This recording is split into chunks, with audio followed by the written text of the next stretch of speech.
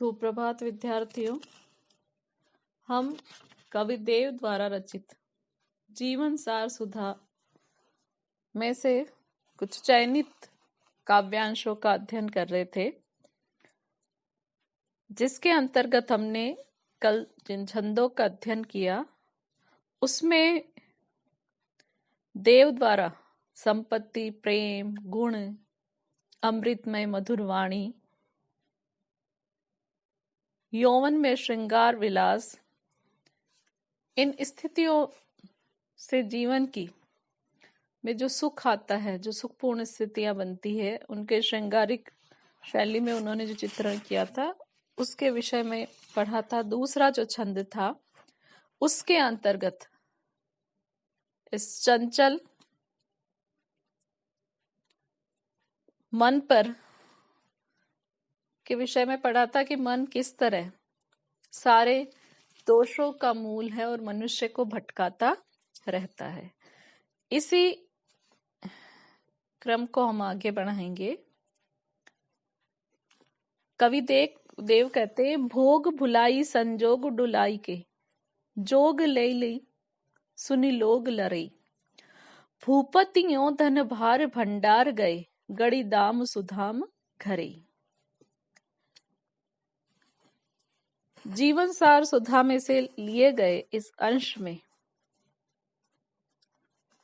देव ने हमारा जो सांसारिक जीवन है, इस सांसारिक जीवन को लक्ष्य करके बताया कि ये संसार जो है ये तो क्षणभंगुर है, नश्वर है, और जो सुख भोग हम यहाँ पर करते हैं वह भी निस्सार है। व्यक्ति जब इस लोक को त्याग कर, अपनी देह को त्याग कर जब परलोक के लिए जाता है, जब उसका देहावसान होता है तो उसके साथ कुछ भी नहीं जाता है। देव कहते हैं, भोग भुलाई संजोग डुलाई के, जोग लई लई सुनी लोग लरई, कि कुछ लोग भोग भुलाई इस संसार के समस्त सुख भोग को भुला करके, संजोग डुलाई के, संयोग के, आपस में मिलन के सुख को त्याग करके, जोग लई लई सुनी लोग लरई, इस संसार से विरक्त होकर वैराग्य धारण करके भी जो अन्य व्यक्तियों के प्रति उनके मन में द्वेष है, वेर की भावना है, उस परस्पर वेर को, अलगाव को नहीं त्याग पाते हैं। भूपतियों धन भार भंडार गए, गड़ी दाम सुदाम घरई, कि जो इस धरती पर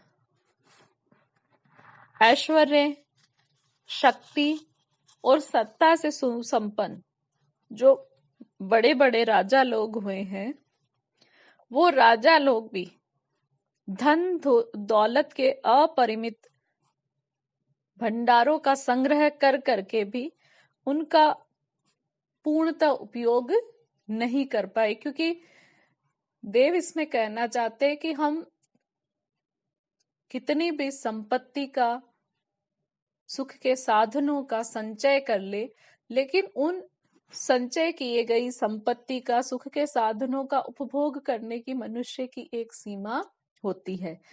उसी की ओर संकेत देव करना चाहते हैं। तो वो कहते हैं कि बड़े बड़े जो राजा इस धरती पर हुए हैं, उन्होंने ऐश्वर्य के, अपने भोग विलास के लिए संसार के धन दौलत के अपरिमित भंडारों का उन्होंने संग्रह किया, संचय किया, फिर भी उसका उपभोग वह नहीं कर सके, और अपने द्वारा संचय की गई संपत्ति, समस्त सुख के साधन, ऐश्वर्य और भोग विलास के साधनों को वो सुरक्षित छोड़ करके ईश्वर के धाम को चले गए, अर्थात मृत्यु को प्राप्त हो गए। देव कहीं दिन चार के ख्याल में, खेल गए खल खोई खरे। कवि देव कहते हैं कि इस प्रकार ये जो हमारा जीवन है इस पृथ्वी पर, मनुष्य का अर्थात हमारा जो जीवन है, यह 4 दिन का खेल है।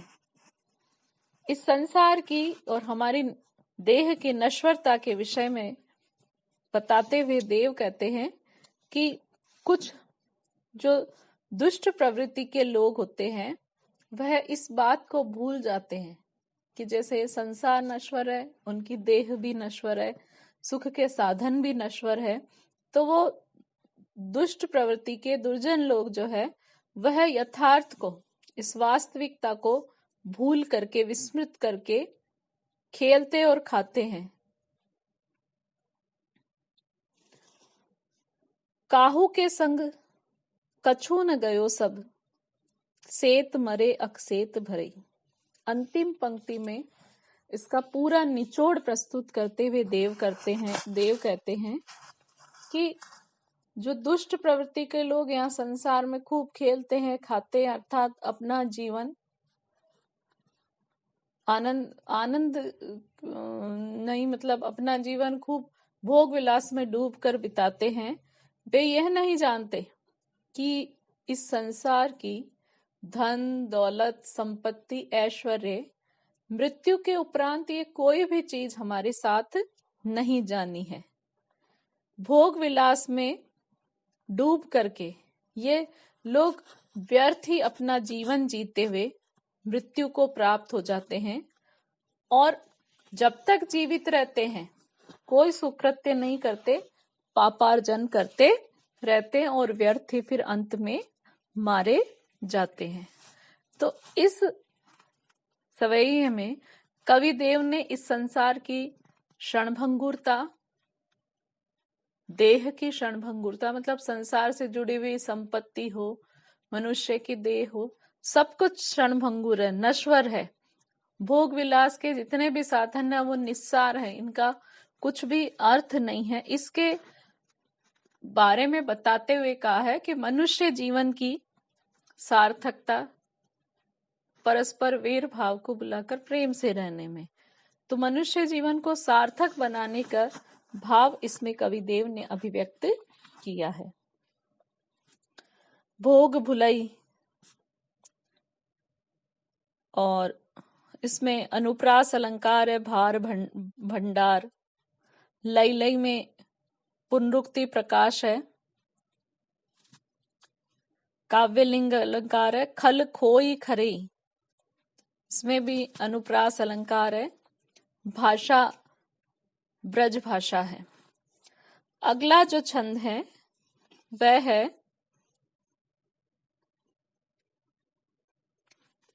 मूड कहे मरके फिर पाइए, यहाँ जो जुटाइए भौन भरे कऊ, सो खल खोई खिस्यात खरे, अवतार सुनियो कहूं छारे परे को। इस में भी कवि देव ने जब तक व्यक्ति जीवित रहता है तभी तक इस संसार को, इस लोक को सदाचार मय बनाने का उसे प्रयास करना चाहिए, अपना आचरण जो है उसको संतुलित रखना चाहिए। इसके विषय में बताया है और ये कहा है कि परलोक और पुनर्जन्म के नाम पर हमें आडंबरों, अंधविश्वासों और ढोंग का निर्वहन नहीं करना चाहिए। हम जीवित रहते हुए जब कोई सुकृत्य नहीं कर पाते तो किसे पता है कि मरने के बाद जो कार्य किया गया उसका फल किसको मिलता है, किसको नहीं मिलता है। मूड कही मरके फिर पाइए, यहाँ जो लुटाइए भौन भरे को। देव कहते हैं कि जो मूर्ख व्यक्ति होते हैं वे कहते हैं कि जो हम जीवित रहते हुए जो भी किसी को दान देते हैं, जो भी दूसरों के लिए भलाई के लिए कुछ कार्य करते हैं, तो वह मरने के उपरांत उसका पुण्यों का हमें अर्जन होता है। मरने के बाद हमें फिर से वह पुण्यों के रूप में उसका फल हमें प्राप्त होता है। जो लुटाइए भौन भरे को, इसलिए वह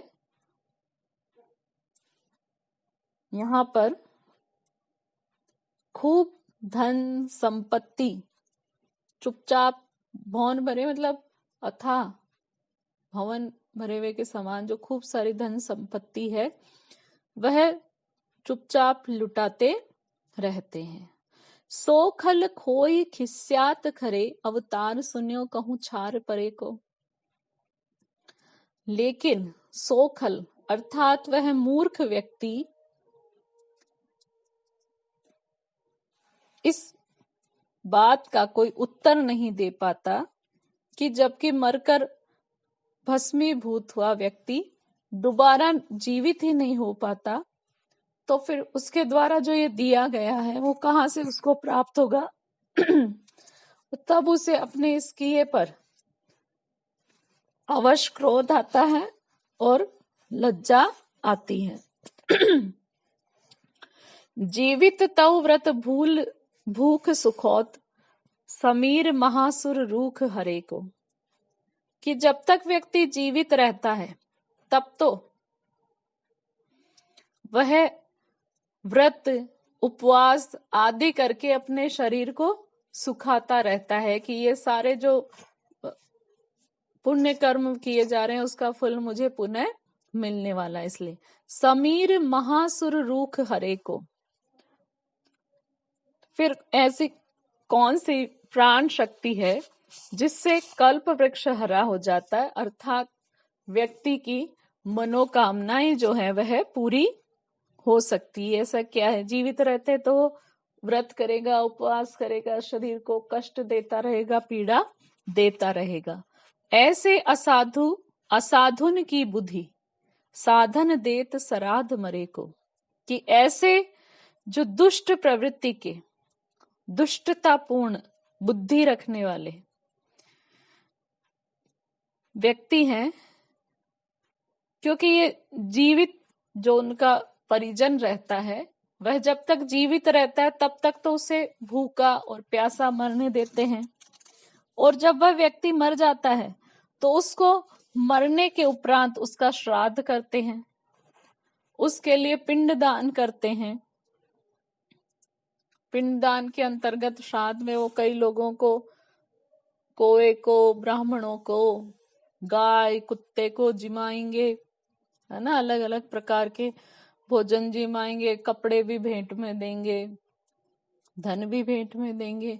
लेकिन वह व्यक्ति जीवित था तब तक तो उसकी कोई सुध वो लेते नहीं है। तो यहाँ पर देव ये कहना चाहते हैं कि हमें इस संसार में जब तक हम जीवित हैं तो इस लोक को ही हमें सदाचारमय बनाने का प्रयास करना चाहिए। धन देने से,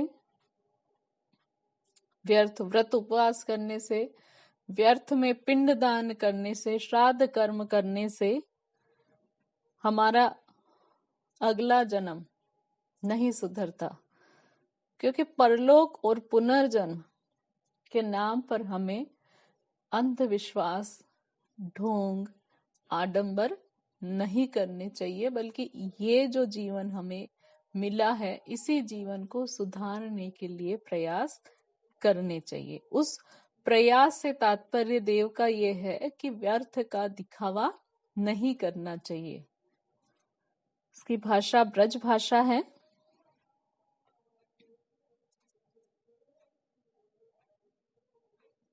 वृत्यानुप्रास अलंकार है, यमक अलंकार है और सवैया